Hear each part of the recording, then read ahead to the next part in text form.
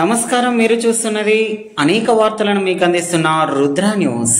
కరీంనగర్ జిల్లా చిగురుమామిడి మండలం రేకొండ గ్రామంలో బోయిని లలిత, జీడి వసంత అనారోగ్యంతో మృతి చెందడం పట్ల సిపిఐ జాతీయ కార్యవర్గ సభ్యులు చాడ వెంకటరెడ్డి తీవ్ర దిగ్భ్రాంతి వ్యక్తం చేస్తూ మృతుల కుటుంబ సభ్యులను పరామర్శించి మృతికి గల కారణాలు అడిగి తెలుసుకొని భారత కమ్యూనిస్టు పార్టీ మీకు ఎల్లప్పుడూ అండగా ఉంటుందని భరోసా ఇచ్చారు.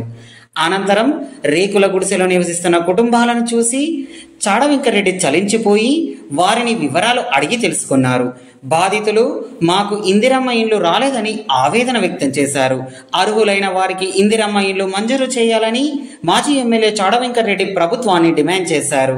పేదలను గుర్తించి ఎవరు పూరి గుడిసెళ్లలో జీవనం కొనసాగిస్తున్నారో ప్రభుత్వం సర్వే చేసి నిజమైన పేదవారికి ఇండ్లు మంజూరు చేయాలని డిమాండ్ చేశారు.